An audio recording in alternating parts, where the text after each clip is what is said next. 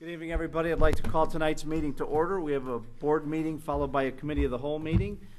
Our first order of business, it looks like it's what, 7:03 p.m.? 7:01. Our first item is the Pledge of Allegiance. I pledge allegiance to the flag of the United States of America and to the republic for which it stands, one nation under God, indivisible, with liberty and justice for all.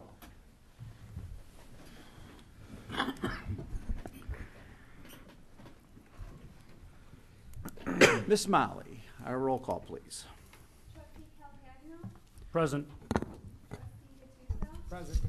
Trustee Perry? Present. Trustee Rita? Present. Trustee Stecker? Trustee Yurkovich? Present. President Pouliot? Present. We do have a quorum. Sherby had her godmother passed away in Washington, D.C., and that's why Molly is substituting, and I know Nick is working this evening in Franklin Park. Our item number 4 in the presentations, nothing presentation-wise? Okay. None today. Item number 5, public comments and questions. This is the opportunity of the public to give as many visitors as possible an opportunity to speak in the interest of adjourning by 9 p.m. Please limit your comments to 3 minutes in length unless further time is granted by the board. On active matters or general matters, we'll see what we're able to answer. If you step up to the podium, please spell your name for our clerk, your address, so we have it accurately displayed in our minutes. And fire away.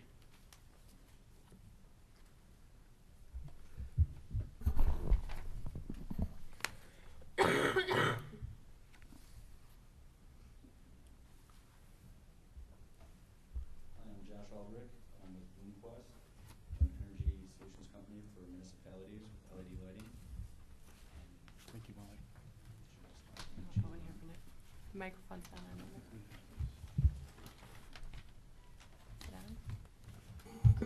Hello? There you go.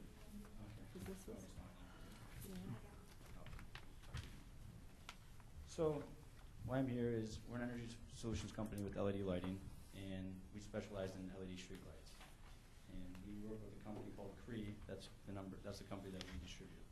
We're an $8 billion company out of Racine, Wisconsin. And we carry a 10-year warranty from front to back. That's not just on the LEDs or the drivers. Our pictures are a 10-year warranty from start to finish. It's the components, the drivers, the LEDs, and the finish. We're the only company in the country that carries that warranty. A lot of other people want to say they carry that warranty.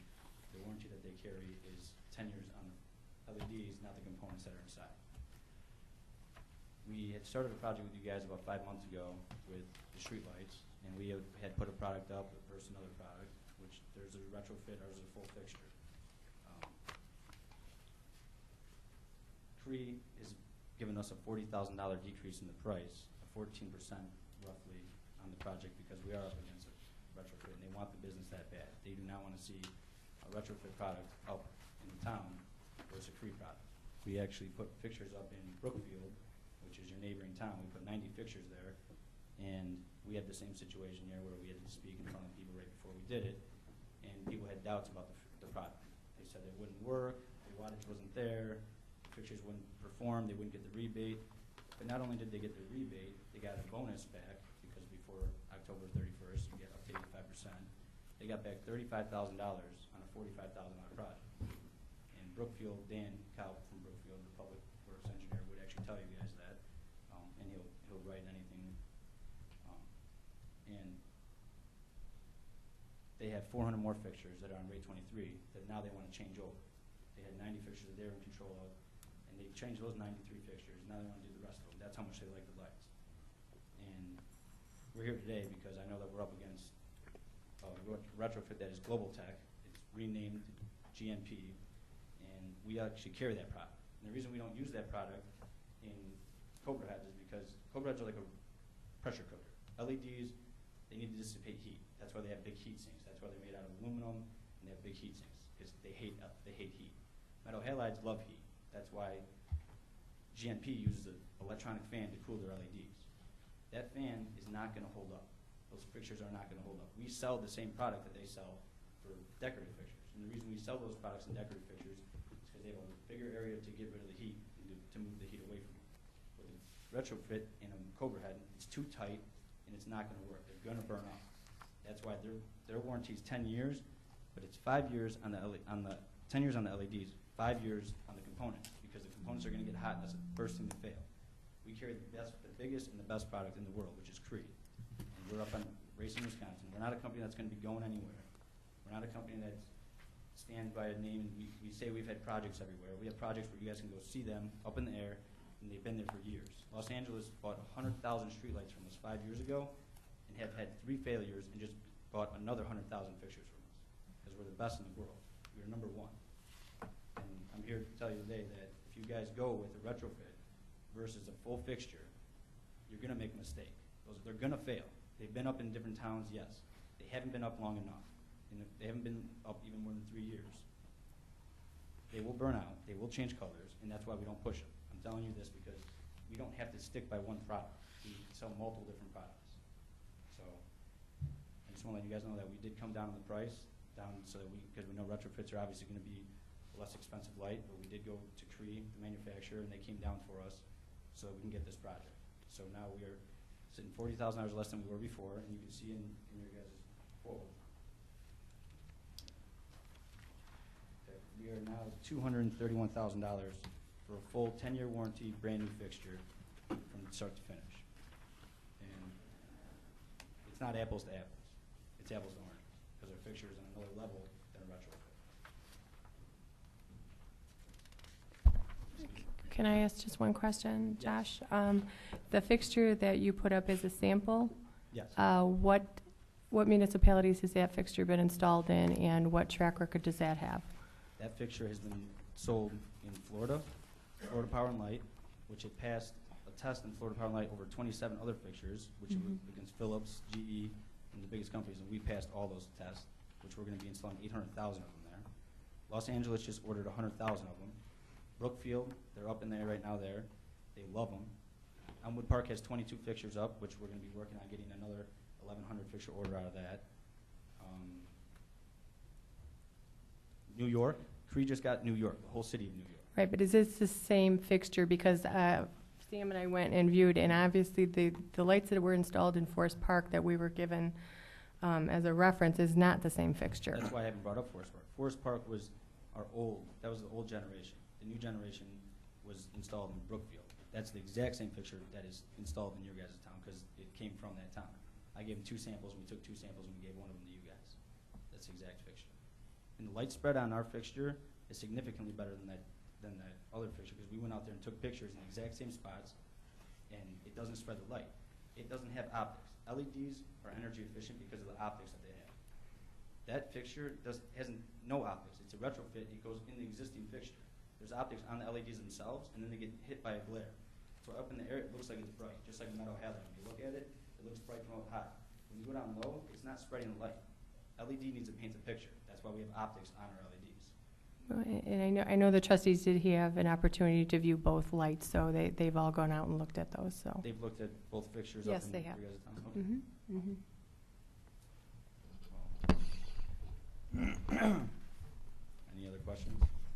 Well, the biggest question out there is, in my opinion, when we ask for a proposal, we get a proposal and they come in at the 10th hour and cut $40,000 off to undercut some other company. In my opinion, that's a little disingenuous. If you wanted to give us $40,000 off, it should have been pretty much from the gate. I would imagine that there's other companies out there, and I'm not speaking for anyone else, but theoretically, I should go back to them and say, hey, this company cut off $40,000, what are you going to do? And then we're going to come back to you and say, hey, they cut off $40,000, what are you going to do? So And what I did, guess what? Maybe we should be able to get them for free at the end of the day. and I completely understand that. I mean, we knew from the get-go that we were comparing an apple to an orange. We knew that. We asked who was in the market for retrofits, and we found a company. There are many companies that do an LED replacement head like yours.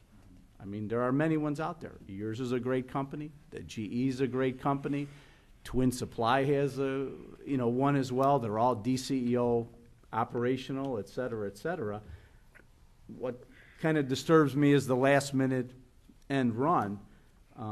When I mentioned to the board back in the day, if you don't like the retrofit head, then let's eliminate that from contention and then go with the LEDs. Had the board said, I don't like retrofits, I would have said, okay, let's go out to bid for the LEDs and throw out what we're looking for in a competitive market and see what the bid would come in at.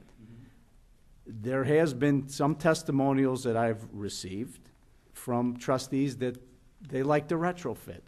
And I stayed out of it. My opinion's my opinion. But there were a number of people that said they liked the retrofit. They liked the look of it versus the high intensity, more or less, of the LED, which is obviously, and I think you'd agree, more high intensity for a residential area. In Brookfield, your lights are only in the commercial areas. And in conversations with them today, they haven't seen one penny of any of the money that was supposedly going to be rebated to them. This was a conversation today. So this is information. So I took pictures of the lights in Forest Park, which obviously are a different setup entirely than what we have here. So my question to the board, and which we'll get down as we go further down here, is whether or not they like the retrofits or whether or not they like the LED. And if they like the LED and not the retrofit, then I'm going to say that we should be going out to some type of bid process with the specs for the LEDs and let a number of companies, not only your own, but other ones, competitively bid. Now, what that does for us is we're going to go past our October 31st date, which we're not going to be able to get the extra 10%, and even if the rebate is in the mix. So we'll lose something someplace along the way. You know, that's the chance that this board will have to decide what they want to do in the event that we're going to go forward with this at all.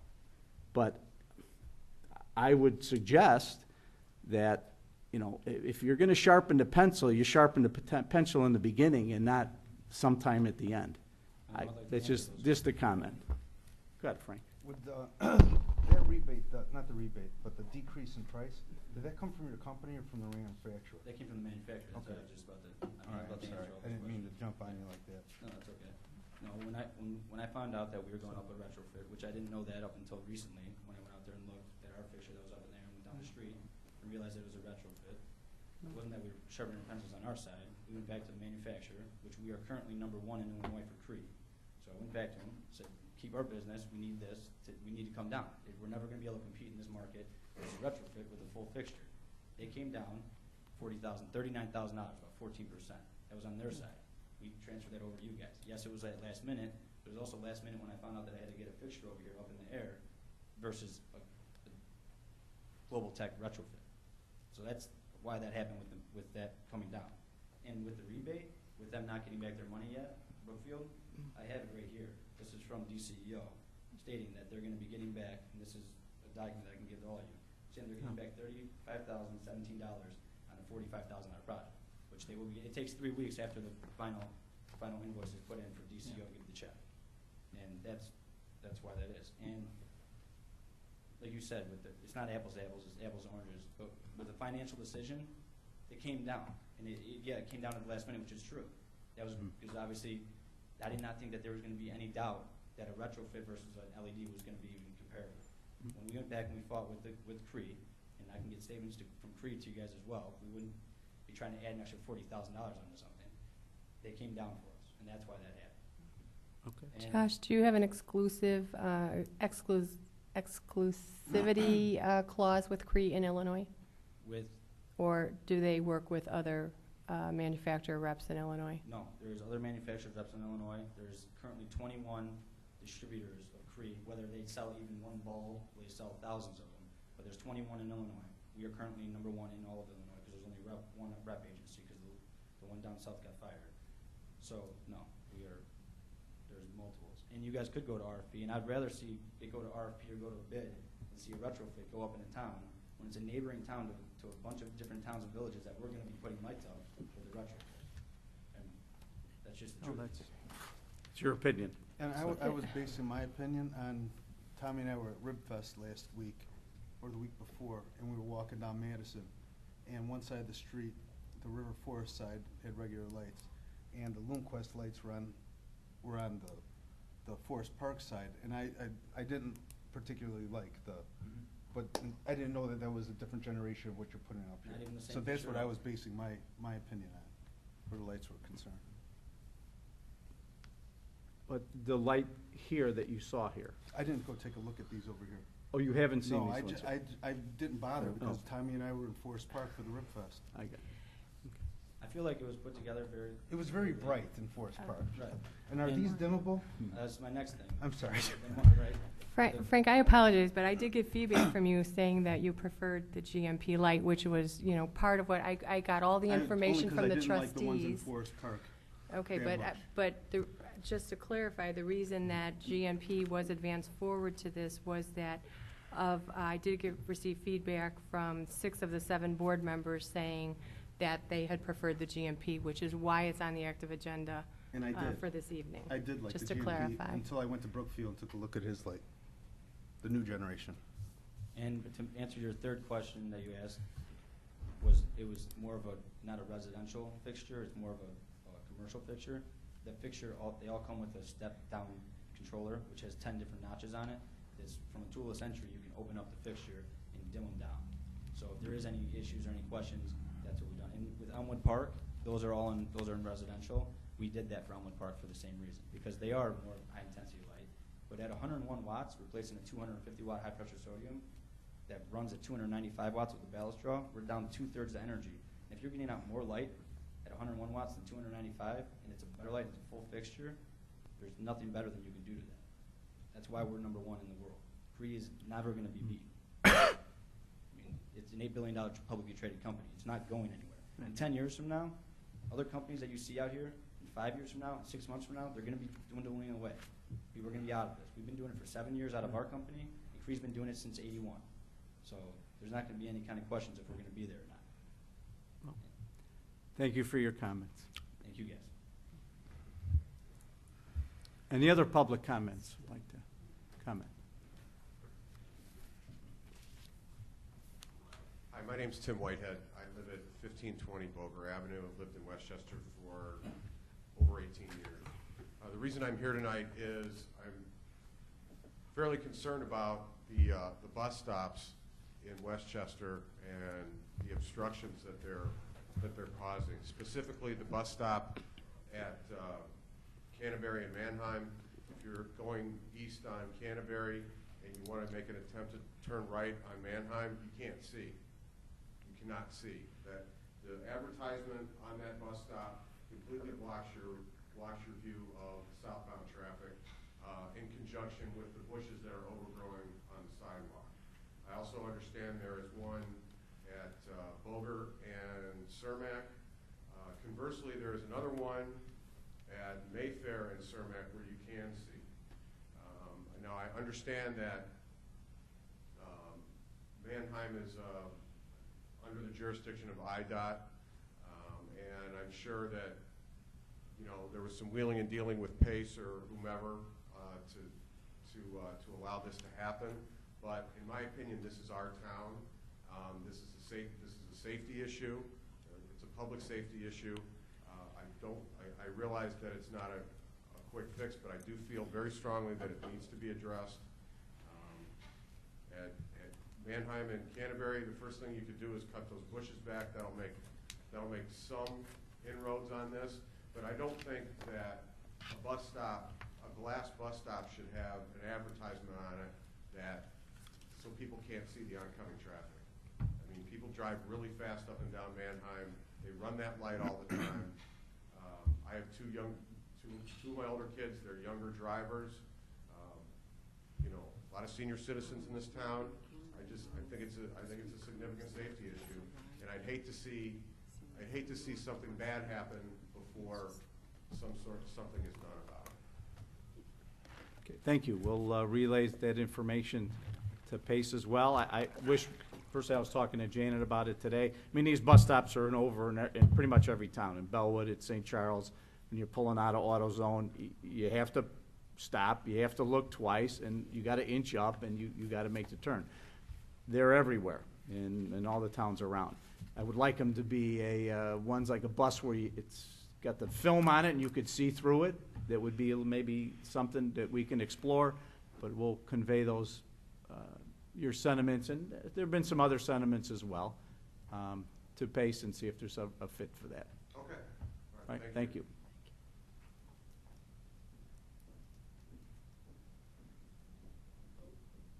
How you guys doing, Stephen? Good. I hate to go back. I wanted to try to catch you back for him, but I was just. Sir, could you introduce yourself to our Please clerk? excuse Got me. your stuff? Joshua Davis. Okay. Yes. I hate to go back, but I was just curious how your village came up between, I believe it was Global Tech and LoonQuest, and no real consideration was taken for a sample from GE. I know that GE offers a lot of jobs for people in the community, been in business, it's a century-old, 100-year-old company. Why were they not considered? They're also the incumbent fixture of the ones you have up now. And I was just curious how your process worked and how that happened. Well, we actually did have a presentation by a company called Lighting Solutions, which is a manufacturer's rep for GE. They actually were presented a meeting ago or whatever when I called. They were one of our top 3 selections. I called them at the same time I called LoomQuest and GMP to install a sample light. They did not install a sample light prior to us setting the agenda for this meeting. Okay, I actually do work with Lighting Solutions. Okay? I was told, and I could be wrong, but I was told that the day after the meeting we had the sample in the way and we were told not even to worry about it. No, that email went out this Saturday because there had been no installation of a sample light. Okay. The other 2 vendors, I had a call into everybody on, I believe, Wednesday after our board meeting, and the other 2 vendors had their lights installed by Friday. Okay. Now, I know that you guys are kind of going back and forth, and I'm not sure if a decision has been made, but is it too late to put up a GE sample for you guys? Because we'd really like the opportunity to do so, especially with, him going back and forth from pricing, and not sure what you guys have decided what you'd like, but again, this is a 100-year-old company that offers the same 10-year warranty, full fixture, and again, we're in your village. We offer you a lot of jobs in the village, and I was just curious if there's any way we still get one up. Free of charge, we'll put a sample up. Well, the only thing I comment on, we have an issue under point number 8 on the active agenda, Okay. and this is my opinion as the chair, that if the board wishes to have an LED versus a retrofit, if they've changed their collective minds, Yes. then I would suggest to the board that it be bidded out and done properly where everybody gets a shot at it, Absolutely. and then you could put up your light. Absolutely. Now, if the board decides to go with the GNP retrofit, obviously that's not an option, but we're not there yet. Understood. All right, Okay, fair enough? Yes, sir. Okay. Thank you. Next. Good evening. My name is Jeff Palmer. I don't live in Illinois. I live in Minnesota, and I'm here to talk about trees. You have ash trees just like most of the other cities in Chicagoland. In fact, Chicagoland has 3 million ash trees. By the way, I'm a certified arborist and a forester. I've been working this emerald ash borer issue fairly hard with municipalities and arborists throughout Illinois, Minnesota, Indiana, Wisconsin, many places where this bug is killing all the ash trees. So literally every single ash tree, and maybe you know what they look like, maybe you don't, they're the ones that are dying. Everyone is susceptible to this bug, and they're all going to die. It's all going to happen here in about the next 2 to 3 years. It'll be all over. I know that, I don't know how many ash trees your village owns on the parkways. I imagine it's 800. 800. I think that probably 200 or 300 of those are too far infested to treat, to be honest with you. I often stay at the Hampton Inn down on Cermak because I like the location. And the green ash trees there are in bad shape. The white ash trees are in great shape.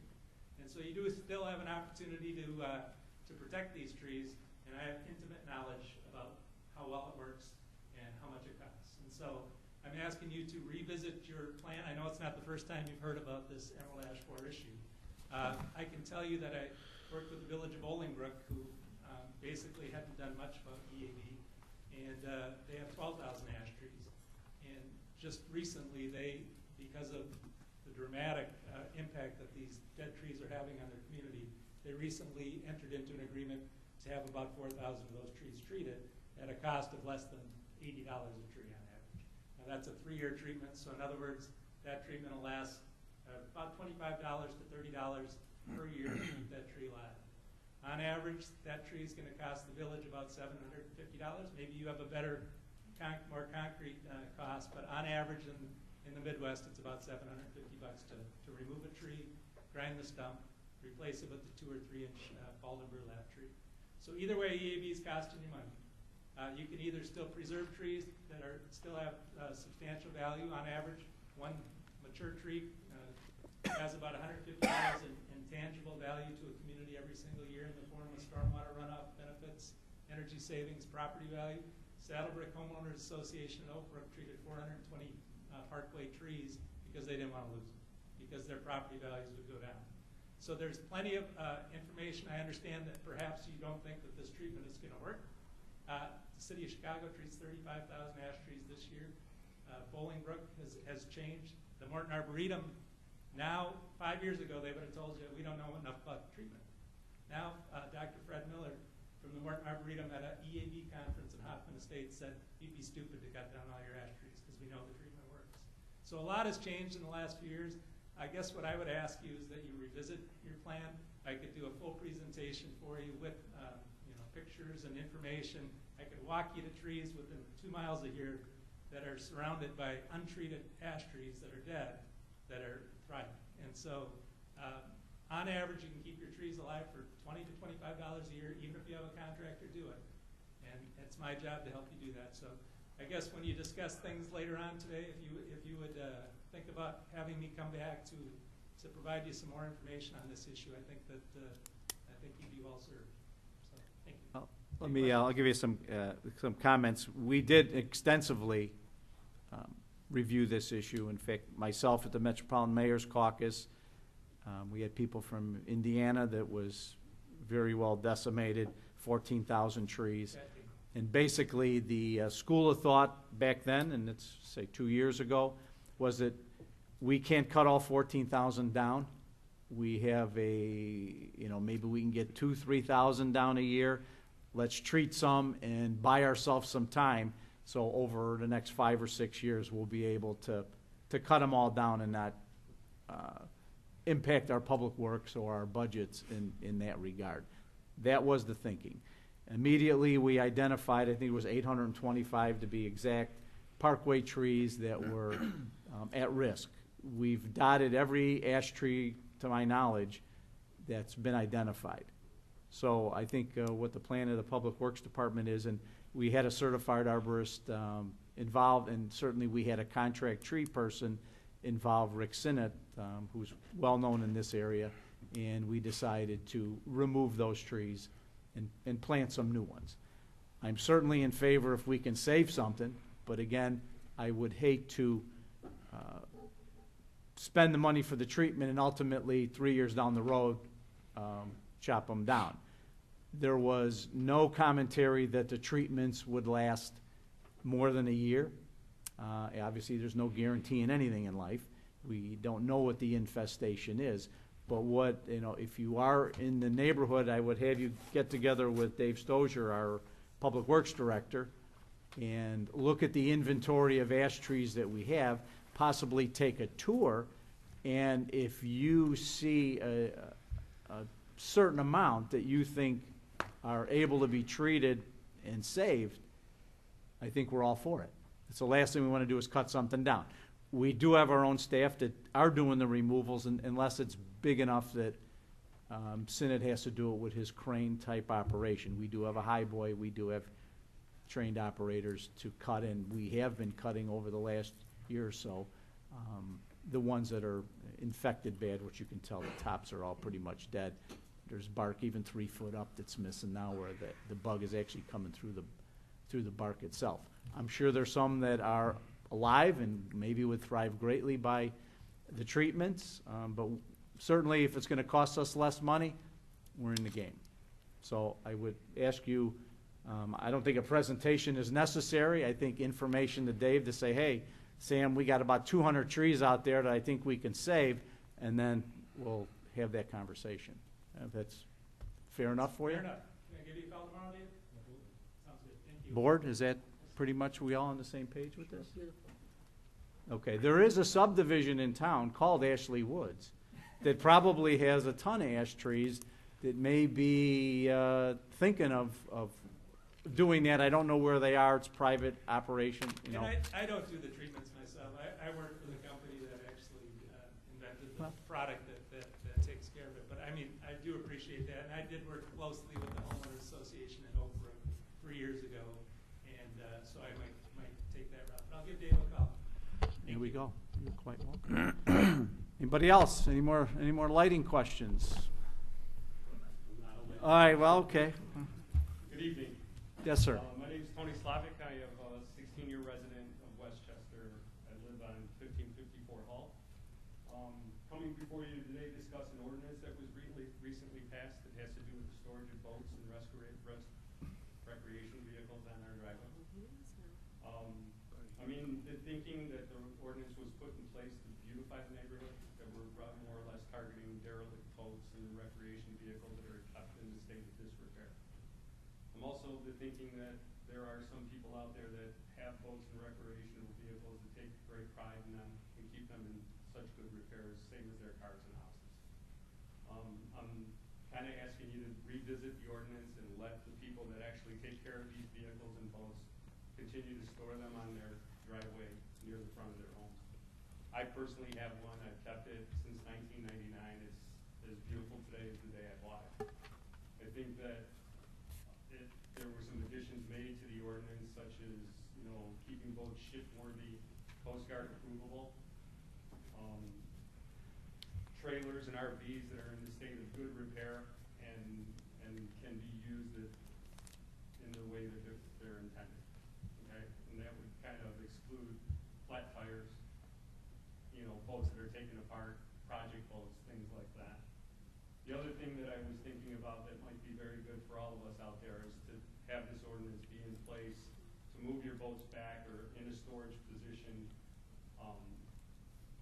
after November and all the way up until April.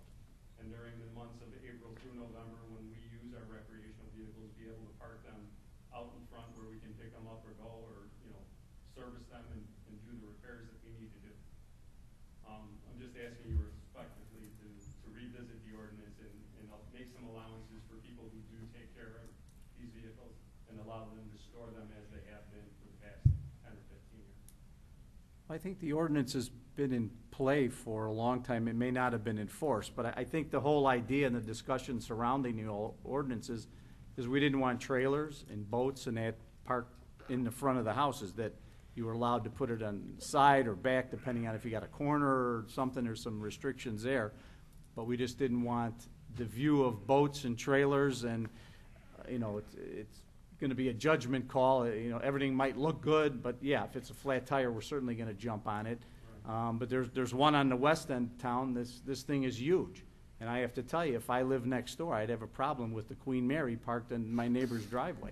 I got to tell you that. And very difficult to write an ordinance specific to that. And I think the board's posture was that if you had those type of vehicles, that when you're out boating somewhere, you may or may not have a slip in that, but they needed to be pretty much in the back or somewhere behind her. But if I pull my boat, and it's just me, and I know I've talked to other residents, there are other residents that don't have a side drive, that always kept a good boat, a clean boat on the front.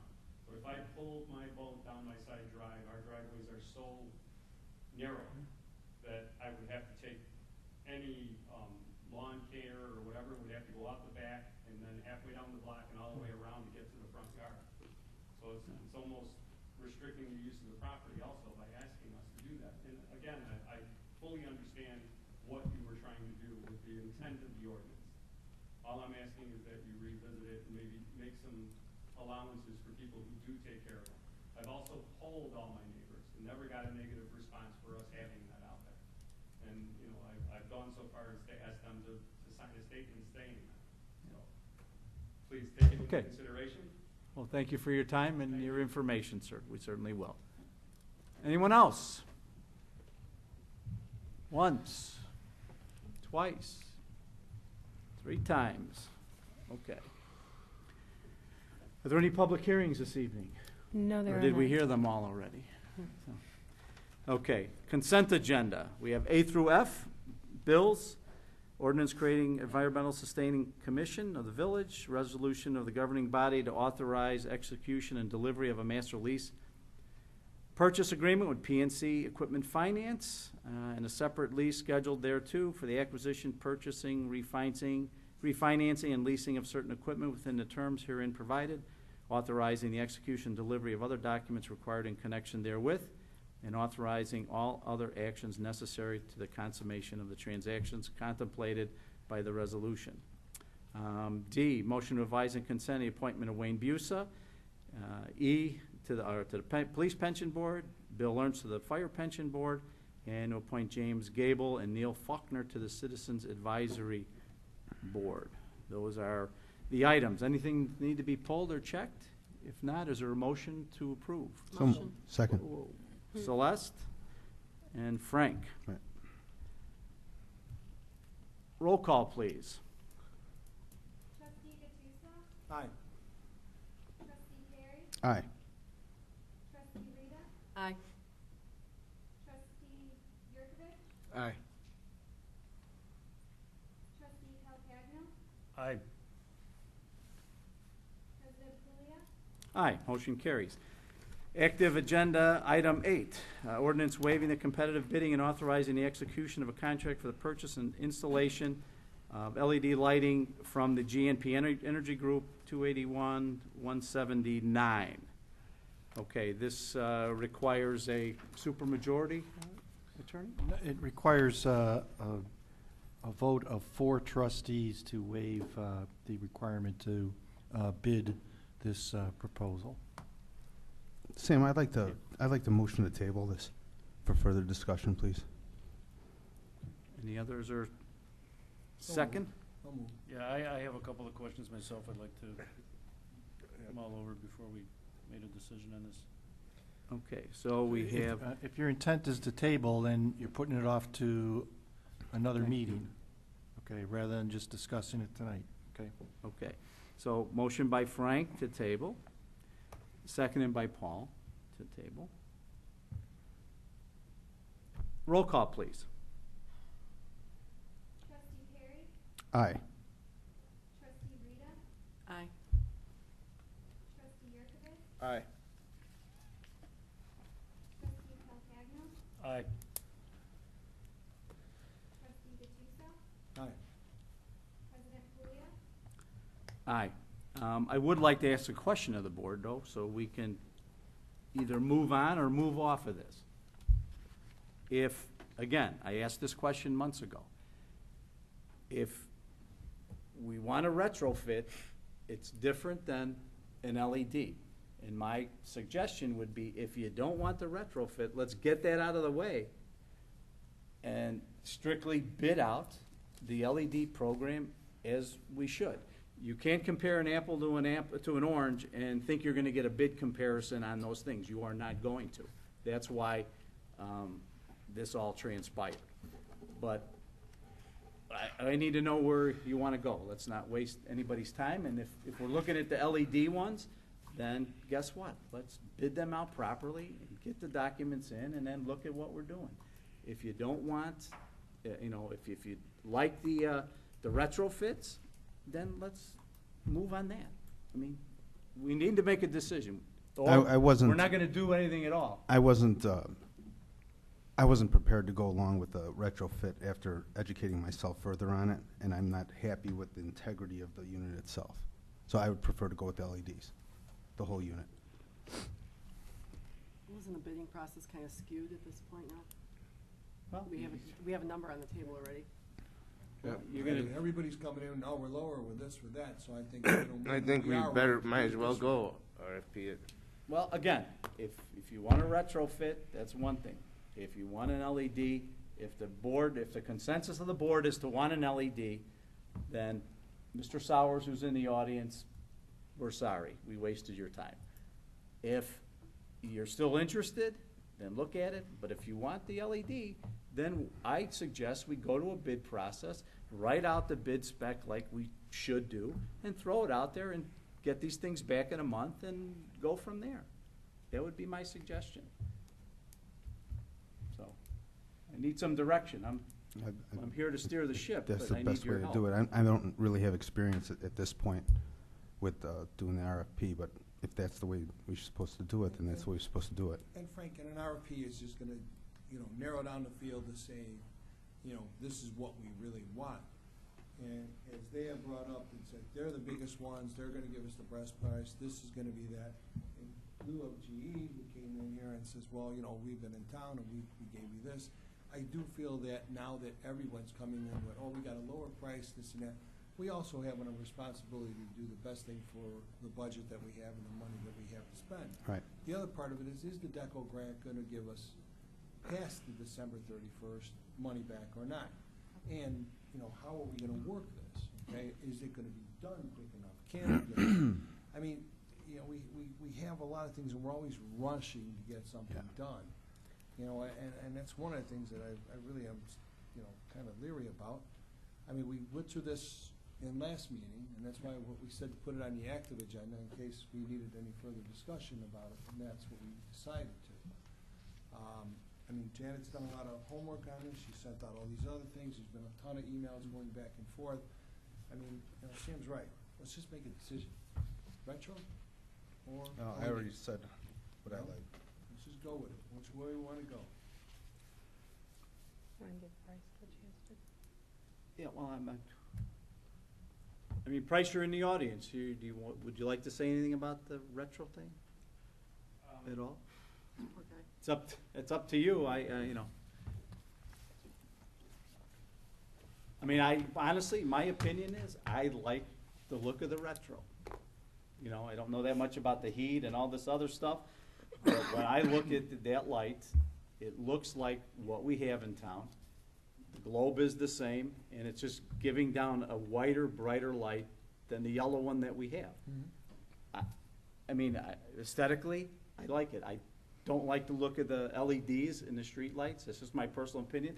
I don't like the LED lights on people's cars that are coming at me, and especially the blue ones are the worst. But I don't particularly like the look. That's my personal opinion. So, I mean, is what it is. But this is a board, and I just want to do this right. And I think we got a little off cue here with the way this was presented, and I'm not comfortable with it as the president of the board. So. You're up, Price. I've been doing this for 8 years, and I hear this all the time. And it's not easy for folks like yourselves. It's simply not. Oftentimes, I'm asked for assistance in comparing the financials between the different options that are available to cities like yours. Because at the end of the day, your residents aren't going to know the difference. As long as the light's burning, they're more than likely happy that everything is, or they think that everything is fine. I just went through this with another city that will be installing 6,000 lights in here locally. And in this particular case, they were looking at the GE product, a Cooper product, and our product. A Cooper product is not dissimilar from the Cree product. And at the end of the day, they made the decision based on what is the long-term cost of ownership. Okay? Yes, the Cree is now offering a 10-year warranty, but you all's only given it a 50,000 hour life expectancy rating, which essentially translates into a little over 11 years. GE, this is news to me that they now have a 10-year warranty. Their current literature on their website says 5. Once again, rated for 50,000 hours. Relates into approximately 11 years. Then beyond that, you look at the amount, the percentage of energy saved as a result of this type of migration. The GE fixture gives you approximately a 61% energy savings. The Cooper, a 48. And let me pull up my numbers here on. of 43% with the CRE, right? As compared to my average, which is 72%. So, I'm sorry, could you go over there again, please? sure. CRE's energy savings is going to be 43.33%. Okay? GE's 61%. Mine 72% average. Okay, so that's going to impact significantly your long-term ownership costs. The immediate impact it's going to have is what you're going to be eligible for in the way of DCEO incentive rebate monies, because those numbers are predicated upon the amount of kilowatts that can be saved in the course of the first year. So, in the case of the city with the 6,000 hours, I'm sorry, 6,000 lights.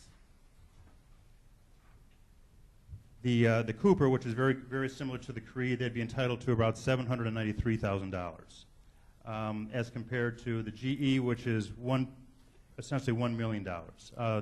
My light, $1.1 million. So there's a $250,000 variance in the first year benefit from one product to the next. Just for giggles, not knowing what the CRE distributor here is actually asking for his lights, I ran a calculation using the calculator that most of you have seen for my product, okay? And I assume that he's selling his lights for the exact same amount of money as I am. My understanding this evening is that it sounds as if they were, at least initially before they dropped their pants here, that they were more expensive than mine. Their DCO incentive monies, I'm guesstimating, should come in around $56,000. As compared to the $98,000 that I've already submitted to DCEO on your behalf for pre-approval. Okay, so guys, I've been straight with you from the get-go. We've been doing this for 8 years. I have real cities here that are really happy with their product.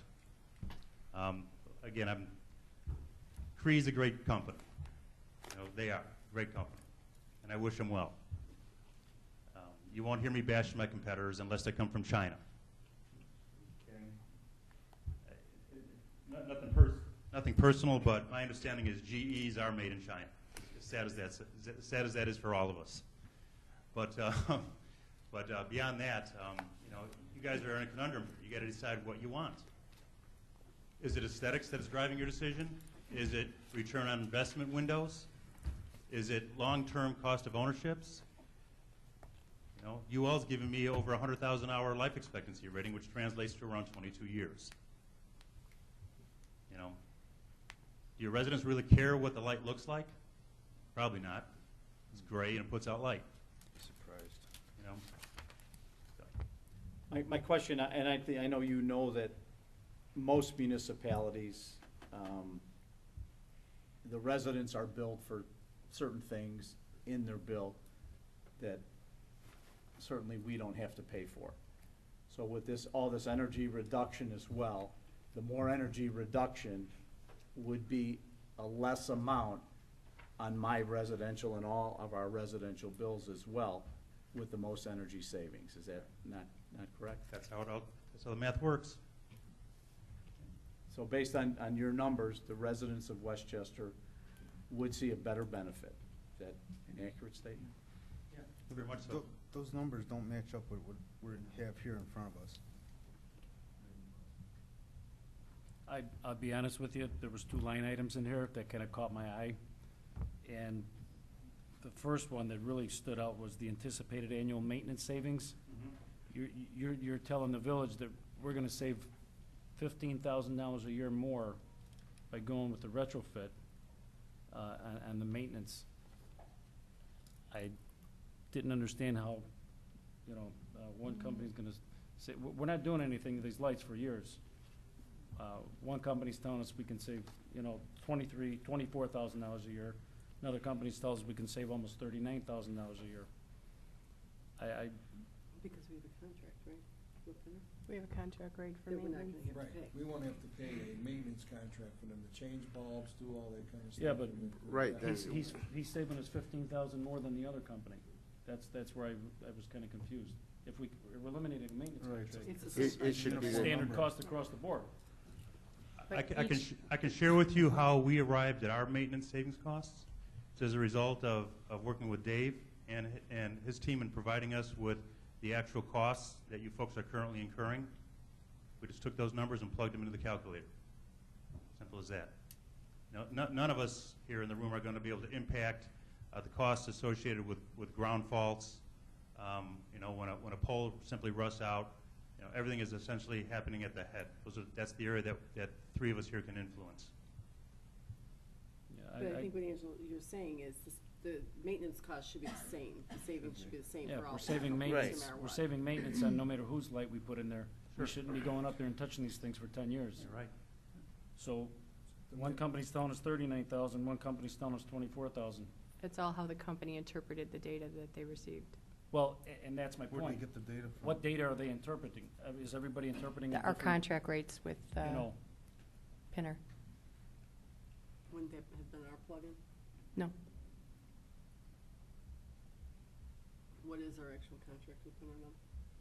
Dave, do you know offhand the exact amount? Roughly $2,200 a month maintenance fee. Well, it's in the record of So bills. $26,000 a year. 28,000? 28,000? But that's It's in the- uniform across the board, no matter what company we're talking about. Under the contract. Correct. If I may, there, It's 2186. that's important because that number changes the last line item. Oh, the ROI, no doubt about it. You know what I'm saying? Absolutely.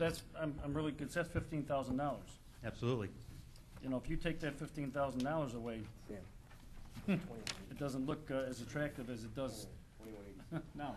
Sure, and that goes back to what you folks consider to be an acceptable ROI for a capital improvement program. The way that our numbers are laid out currently, you're at a 2.8-year ROI. Now, if that maintenance number is adjusted and it moves, let's say for discussion's sake, to 3.4 years, is that acceptable? Is that something that you folks consider advantageous? Don't know. And this is what, you know, if you decide to go down the road of putting together an RFP and paying an engineer, you know, the $18,000, $19,000 to put together that RFP for you, these are the kinds of things that, you know, you guys are going to have to help with as well, so that when the people begin to come to you, and the onus is going to be on you and or your engineer to run the calculations to see what these ROIs are going to be, you're going to need to know what these numbers are. Which is probably why we need to Revisit. revisit this. Angela, which page were you looking at? I'm looking at the second page here. Yeah. Yeah, I mean, Yeah, if this we one- look at total page, cost yeah. or net cost The and compare anticipated that. annual maintenance savings. Yeah. Second from the All right, last. don't go all the way over. Just go to total cost and net cost and skip the quoted G The savings. second to the last line item, anticipated annual maintenance savings. Right. If you assume that those would be the same under both vendors, then you may want to just look at the total cost, which is the fixture cost plus installation versus the net cost. Both companies are in the same ballpark with the DCO rebate at this point. So if you look at total cost and net cost, that would be, you know, where the true price difference would be, given that all factors were the same and we would have the exact same maintenance savings. Energy savings will vary, I believe. The two fixtures have different wattages. Yeah, energy savings, I understand, depending on the fixture, that's acceptable, but it was just that anticipated annual maintenance savings. I know it's anticipated. That's the big word right there. For the energy savings? Yeah. No. That's actually the that's maintenance- the maintenance That's the savings. savings. You know what's interesting? Is with all the cities around the country that I've worked with, is that when you get down the road with these things, you know, the energy savings is a simple math problem. Okay, that's always fairly accurate. people are pleasantly surprised in how much money they're actually spending or not spending anymore on the maintenance. Because it's really a challenge for the public works departments to really pinpoint what they're actually doing in the way of maintaining their light system. What most cities discover is that they were spending around 20% of their time maintaining the light system. And for the most part, a great deal of that goes away. So how do you translate that, and how do you monetize that? It's not always easy. So, you know, at the end of the day, all I can suggest to you guys is, and share with you regarding us, is that, you know, we always try to lean towards the conservative side of things so that the end result is better than what we all expected. Because, you know, unlike everybody else, you know, we live and die by referrals. So. Okay, well, any comments? If not, it's tabled at this time, and board will have more discussion and decide what we're doing. Yeah. Again, decide what you want. If you'd like, I'd be happy to send you over the comparison on the 3 products that I did for this one city for the 6,000 lights, and it gives you it's actually the specific important items that were important to that particular city. And you guys can use it as a template to begin your decision-making process with. No. Okay? I think any information that the board receives at this point would be a help. Great. So appreciate that. Okay, guys. Thank you. Thank you. Questions, sir? In the meantime, until this next discussion, I'm not sure where things are going now. Put up your light. Put up your light. Great, that's all I wanted, the opportunity. I also Okay. wanted to comment on this statement, excuse me, They are. that we've never heard of GE having a 10-year warranty. Yeah. Our company has actually had a 27-year relationship with GE. I've actually just got the phone, we actually just got the phone this afternoon, and they're able to offer that for municipalities such as yours. Yeah, we squared that away when your representative came here and said that it was 5-year, and I asked her whether or not it's a 10-year product, why you only given 5 years, and we got that answer. But it wasn't the original comment. And I have talked with them. We are going to be able to offer 10-year warranty. Okay. And we thought that as well, after her comment. Thank you. She must have been uncertain of herself. All righty. Well, let's get your light up. I think there's a spot someplace in the same area. Take a look at that one as well. Are you aware? All right. Are you aware of this assigned corner? No, I'm sure that, I believe you spoke with maybe Bridget? Yes, she has that information. Mhm. I know you guys have heard enough. No, we're done beating this horse to death. You had the first shot. We're done. Let's move on. We'll be here all day talking about lights. It's been tabled. We're past public We're going. comment. We asked the We're other done. gentleman to speak since he didn't have an opportunity. All right. And I just want to make sure everybody realizes you're not going to make the October 31st install deadline. Pardon me? Well, What happens on October 31st? Doesn't the village lose 5%? 5%. Okay, Right. so we lose 5% on October 31st. That's what my comment was for. which approximates 5,000 on this project. All right, moving on. Manager's report. Keep it very short this evening. Basically, just want to remind everybody that our regularly scheduled board meeting for Tuesday, October 8th has been rescheduled to Thursday, October 3rd. President Puglia has put out a call for that change, and it has been posted. The meeting will be here in the boardroom Thursday, October 3rd at 7 p.m. Also, just wanted to let everybody know that our annual leaf bag program is in process. We have received the leaf bags and are currently working to schedule volunteers to deliver those. We anticipate that they will be delivered no later than mid-October. One last reminder, Molly's asked me to remind everybody about the Fall Festival, which is only a week and a half away now, not to stress Molly out, but that'll be Saturday, October 5th from noon to 8 p.m. Is that correct? 2 to 8 p.m. See, it's so much fun. I want to start earlier. It's noon, right? It's 2. It's 2 to 8 p.m. Come out early and help set up if you want. We'll be out there by noon. Attorney's report. Michael. The only thing I feel that I need to comment on is if you're going to go out to bid That bid process is different than an RFP. The bid process, you're going to accept the lowest responsible bidder.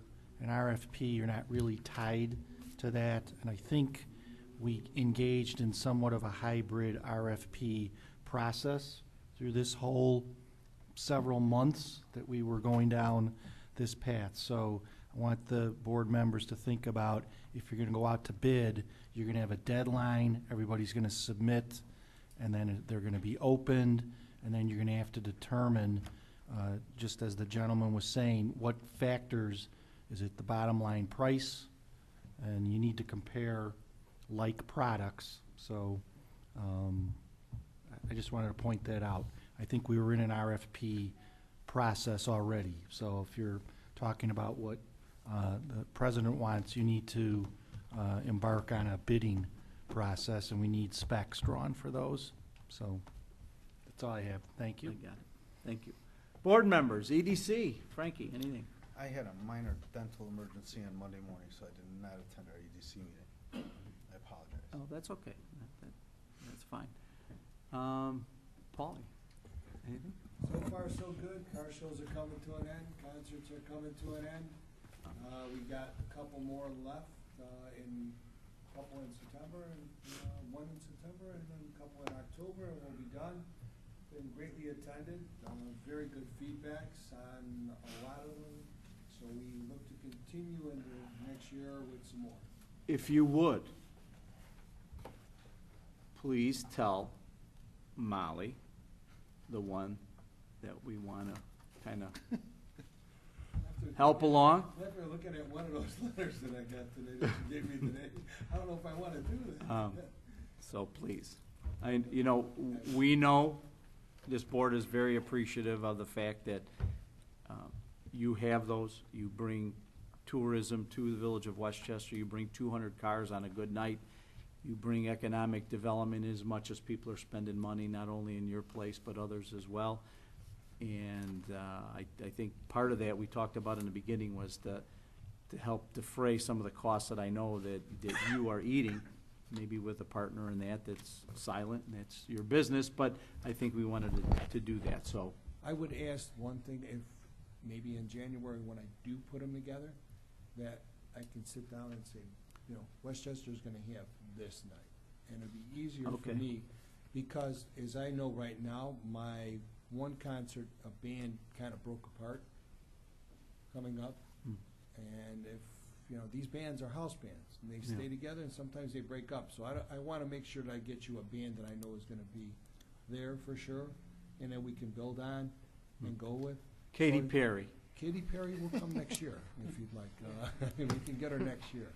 So, let me She do roars. that way, Sam, because we're getting to the end now. It's just too hard to do anymore. And weather's good. Very up on current events. That's pretty good, Sam. So, good. Angelo, Green Committee. Molly, did you How's the hear that? recycling? Katy Perry. Janet, we didn't have the money on that budget for Katy Perry? No. Come on, Janet. Maybe Plus wants one it. pair for shoes. Well, with all the savings from the lights, we should be able to afford it. I love it. I like that. So, Green Committee. Okay, the e-recycling went well. That was really it. We haven't met yet. We got a meeting coming up in the next week or two. We have got a couple of members from the Green Committee, now the Environmental Sustainability Commission, which I'm It's sure we're official excited. now. It's official now. Yeah, you passed So- it. Tommy, anything in the? Think, Oh, I'm sorry. Carl wants to talk real quick. I didn't want to say this during public comments before you guys voted on it, but I just wanted to say thank you very much for this opportunity you've given us. I want to thank the board for this, the village president, Mr. Durkin. Thank you for your work on doing the codification of this. And like I said, I appreciate the opportunity to serve both the board as well as the residents of Westchester with this. So thank you very much. Now I would remind Sam, you got to appoint the commissioners to their terms, so. Okay. So, Angelo, you'll get me those lists and what your suggestions are, and we'll move forward. That sounds like a plan. Tommy, Cab, anything, my friend? We're going to be doing the food drive again for the Thanksgiving and Christmas season, or the holiday season, I should say. And then hopefully I'm going to look into doing the Toys for Tots again as well. Okay. Molly, have we made any headway with a shredding event? That's November. That's going to be in November, correct? It's November 9th. Okay. So we're actually gonna, I'm sorry. Oh, it's going to be separate from the recycling, is that correct? No, it's actually With the it's e-recycling? recycling event. So like we have been doing, but it'll be November 9th, the regular electronics recycling day. That's the second Saturday of the month. And the CAB and the Environmental Sustainability Committee will be joining together to put that event on, since the CAB typically does the food drive, and the green team has been helping with the shredding and e-recycling. That way we'll have more hands on deck for the busy day. It'll be from 9 to noon. Okay, correct me if I'm wrong, and Carl, maybe you know, did we not, October was the last one last year, or do we go into November? I thought we didn't do November, December due to weather and things like that. Yes, you're correct, sir. The reason why, when Molly mentioned that they weren't gonna be able to do the shredding in October, well, I said, if you want, we'll do Okay. another one, just to, make it one big thing, Okay. I figured if you're gonna be here for the shredding, if we can assist with that, as well as, with the food drive, it just gives it, an opportunity for, another reason for people to come out, We're good. Get I rid didn't of want to your give you TV another get date rid of that you your weren't going to TV, be here. Get rid of your bills, give us a couple cans of food, I like that slogan, Carl. That's why I'm here. I've already gotten a couple volunteers too for the event. I've been in contact with Carl, so. Celestine, anything good for the order? Nothing this evening. Nothing. Police chief.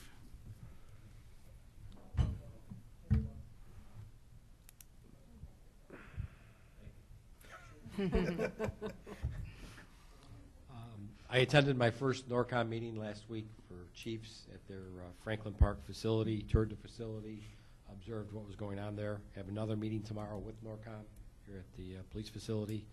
I have my first E911 board meeting tomorrow with the chief and Greg and other members. Nick should be present from the board, and then 2 civilian members, I understand, will be present. Today I spent time interviewing the second round of applicants for the administrative clerk positions that will be manning the desk on the midnights and the weekends. That's going well. I've been out and about in the community, visiting the public schools and the private schools, meeting with the principals and making myself available, letting them know I'm the new sheriff in town, so to speak, and giving them out my number, whatever they need, making myself available, and visited with the officials from St. Joe's High School as well. So we had our first mandatory meeting here with all the staff. That went well. We've got a few more meetings scheduled in the next few weeks, and everything's very positive. We've got a lot of support from all the rank and file members of the police department as well. Thank you. Chief. First, I just want to say thanks to the residents and everybody who came out for the 9/11 ceremonies we had in town. The morning went well, good weather, and the evening ceremony was unfortunately in the firehouse. It was a little warm, but actually that was well attended as well, and it seemed to be a really neat ceremony, definitely in the evening. So. And with that, I just want to publicly say thanks to Ralph Zaccarello, who also helped us kind of put together the evening one as well. Myself, I also attended North Riverside's right after ours in the morning and Stone Park's in the afternoon as a representative of Westchester, both very touching ceremonies. And then I'd just like to mention Saturday, October 12th is our Fire Department open house from 10 a.m. to 1 p.m. We'll have our side-by-side sprinkler demonstration. We're also trying to demonstrate a grease fire demonstration. We'll see. We're kind of practicing with that, and if we can pull that off safely, we're going to demonstrate that. Because this year's theme is Get Cooking with Fire Safety, about kitchen safety. And then also, there'll probably be a visit from Sparky, and we'll have some hot dogs and chips out there for the residents as well. Miss Annie. So when Chief Adams doesn't have any eyebrows at our next board meeting, we'll know why. Couple items on the cow tonight. In addition to that, we are in the process of Actually, our first demonstration for the proposed new software is tomorrow. So we have 4 of those altogether scheduled. We asked each company that submitted a response to our RFP to come show us a demonstration. So they do that at their expense, show us their product and what separates it from the others. I was very satisfied with all of the proposals submitted to us and familiar with each of these vendors and believe that any of them could be a solution for us. So now it's a matter of finding the best value for the best price and what's really going to serve the village. And is usually, 10 to 12 years you use a software package. So it's a big decision and is worthy of this level of research. So that's been keeping us busy, and we'll see you on the cow. Gregory. Yes, as the chief had mentioned, yesterday is the ETSB meeting at 2 o'clock in the afternoon. Tomorrow. What did I say? I'm sorry, as you said earlier. I'm sorry, I'm looking at my next. I apologize. Actually, close to the microwave. No, not the microwave. Actually, no. The reason my brain is a little scattered, I do want to make mention, and this has become a little bit of an emotional thing recently. Yesterday, here I go. Yesterday, on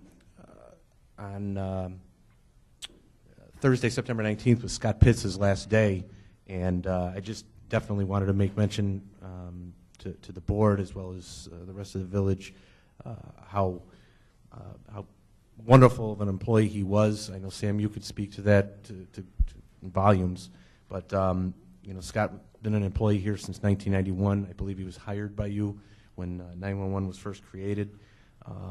And throughout this entire NORCOM process, I've just been obviously busy. As everybody knows, I've been providing updates as we've gone along, and it wasn't until this weekend that I realized, with Scott leaving, that it's actually happened.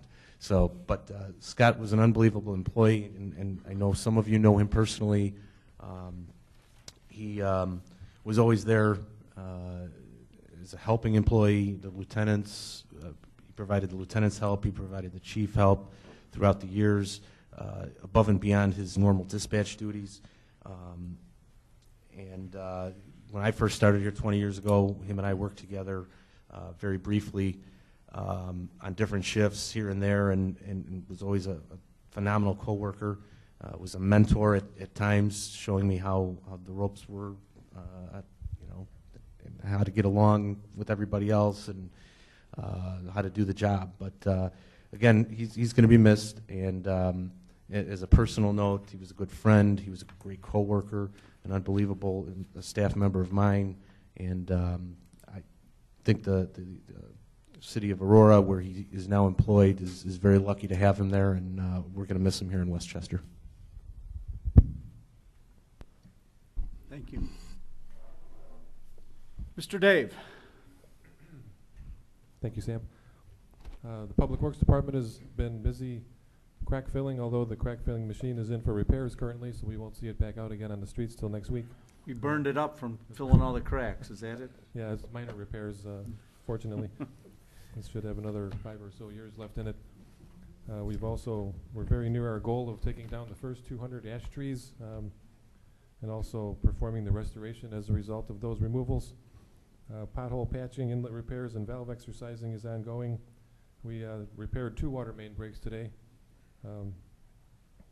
Paul's well aware of one of them today, which affected his business. There's actually a valve going in this evening after 9 o'clock, as you had requested, so we won't have that disruption of the mall any longer as a result of the private fire line failing back there.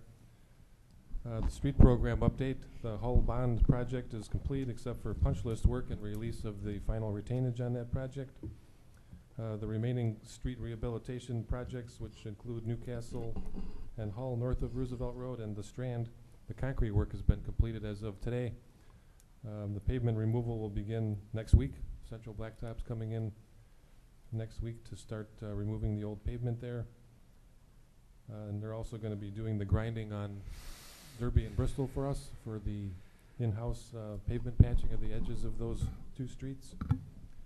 The water main replacement on High Ridge and High Dorn and Charles has been completed. We received the final operating permit from the IAPA for that project.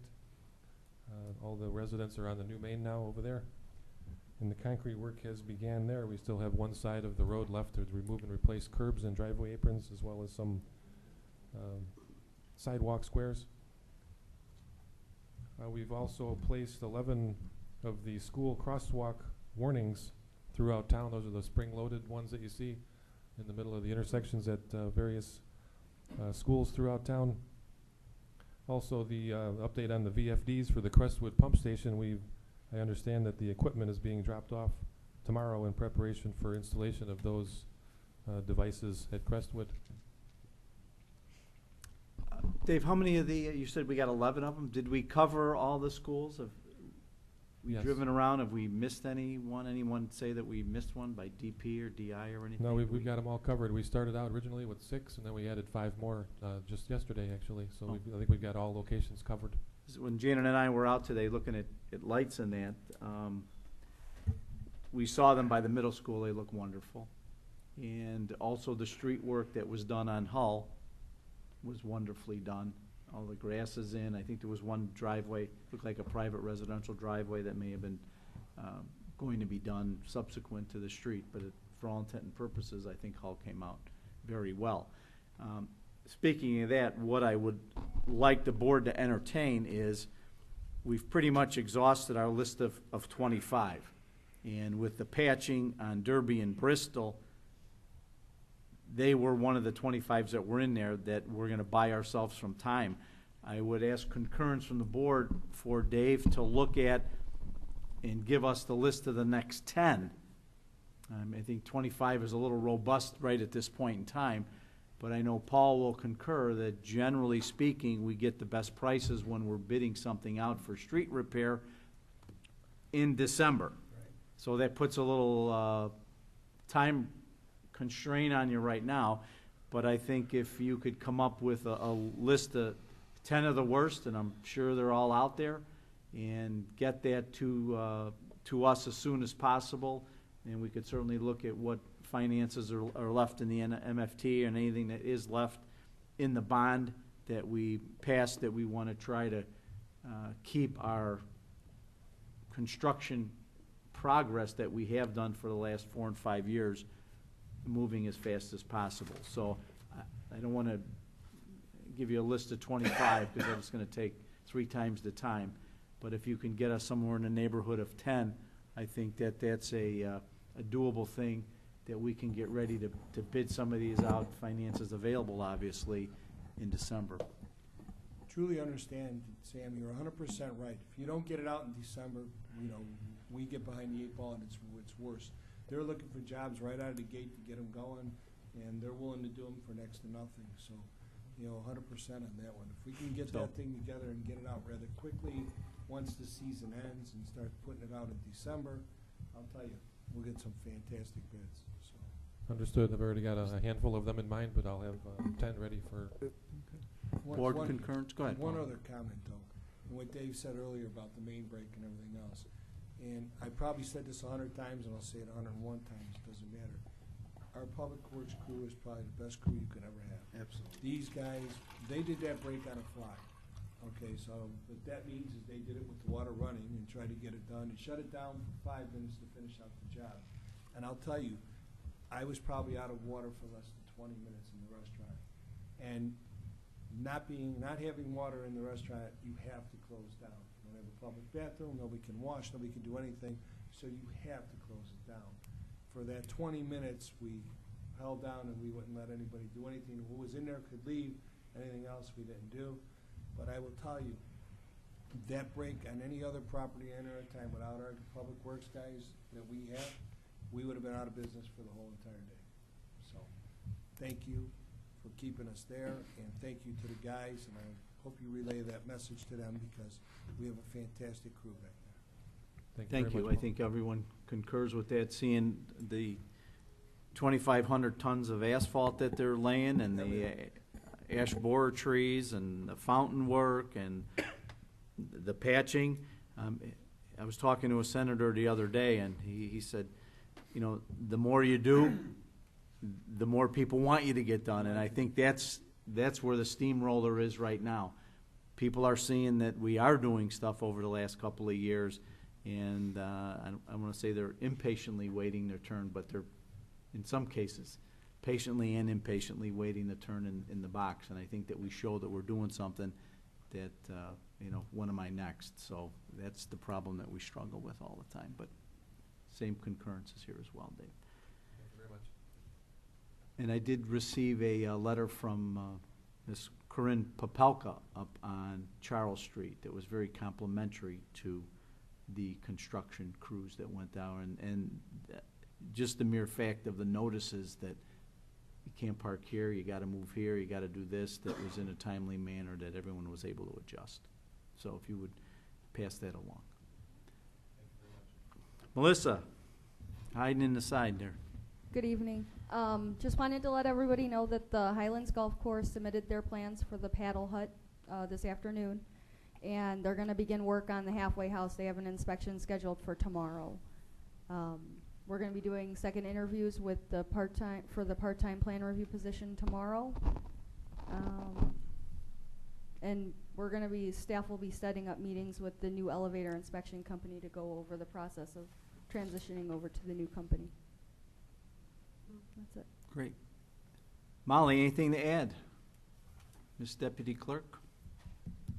I just wanted to thank Ms. Janet Wright and the Boy Scout Troop 1 as well as the choir for coming out for the nighttime ceremony. I know it's a new event, but I know they brought out a lot of people to support what we are trying to do, and of course all of our first responders that came out and appreciated the event. I hope they enjoyed the tribute to them that the community put on.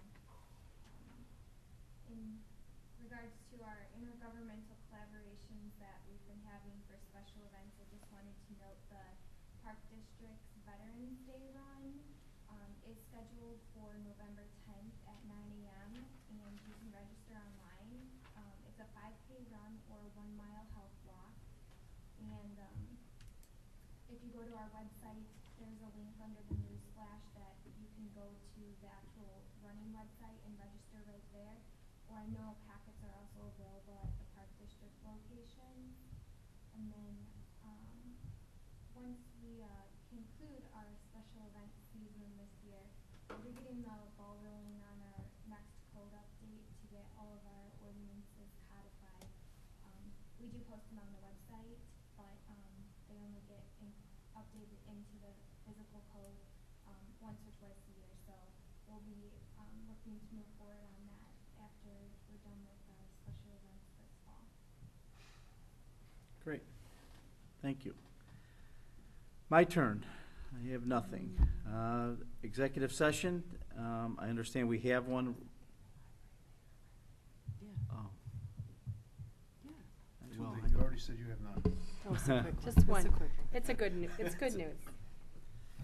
I did receive word from Chris Welch that the library is going to receive about $164,000 to do permeable pavers.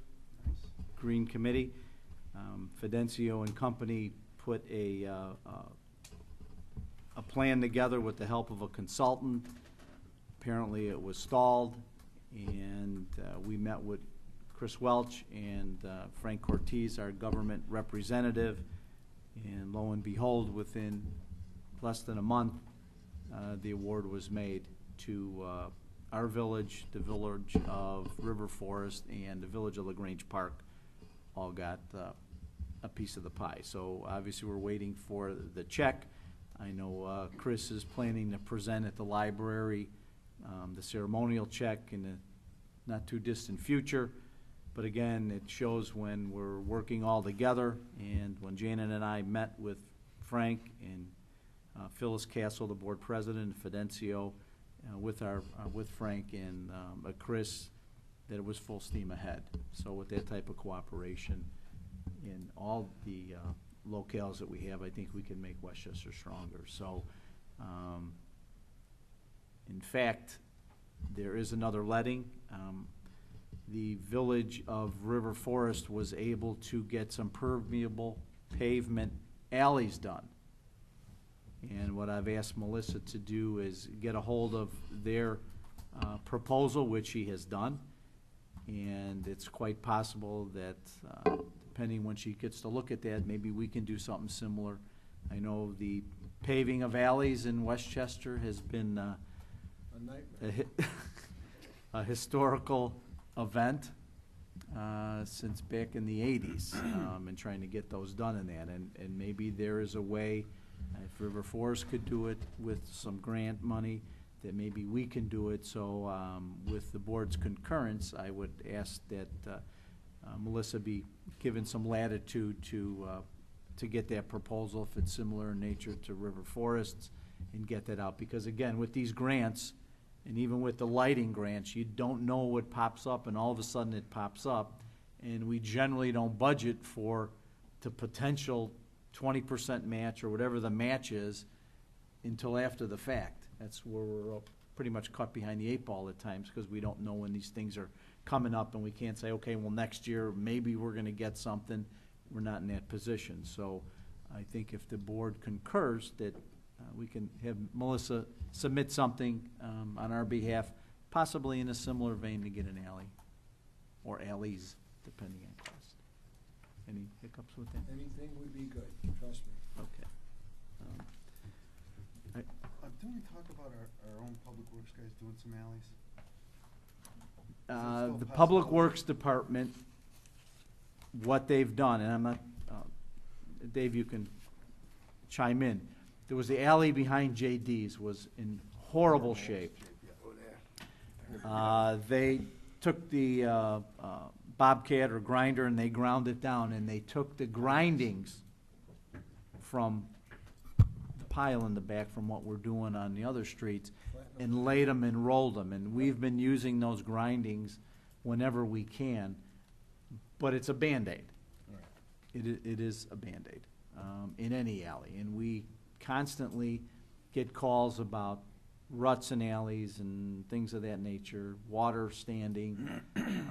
There's a number of alleys in town that, have never been touched. And part of the difficulty is in trying to engineer these things, when you might have an older garage that's below grade, and you have somebody who put a newer garage Above grade. in the floodplain, which most of them are on the alley side, that's required to put them up so much more higher, and you have such a height variance that the lowest guy on the block is the pond.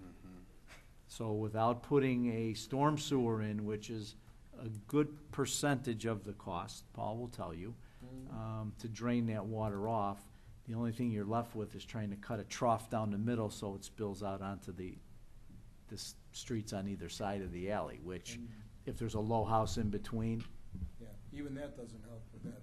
I mean, that guy's underwater. I mean, it's just as simple as Then you that. get the phone call.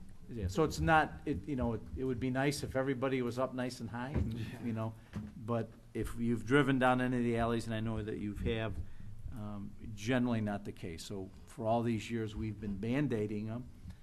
The Village of Bellwood has been cordial enough to allow us to use their grader. They have all paved alleys. They did a bond referendum years ago. I think it was $20 million, and got all theirs in concrete. So, but they've been generous enough to let us use that whenever we can, and we try to do the best. But I think we would all love to have the alleys done, just like we'd all love to have all the streets done. So, but we'll be prioritizing them as best as we can. Yes. We have the one right behind Papa's Pizza, as a matter of fact, across the street. It's a short 125-foot segment. Yeah, up until you hit the doctor's office, it's pretty shot as well. I mean, and someone's gonna get hurt in there. I mean, that's what it is. So. Anything else? Okay. I do understand we have an executive session after the committee of the whole, 5 Ilix 122C1, appointment, employment, compensation, discipline, performance, or dismissal of specific employees of the public body. With that, is there a motion, a second, to adjourn our So public moved. meeting? Seconded. Tommy? And Second. And Angelo? All those in favor of adjourning our board meeting tonight, say aye. Aye. Any opposition, say no. We stand adjourned.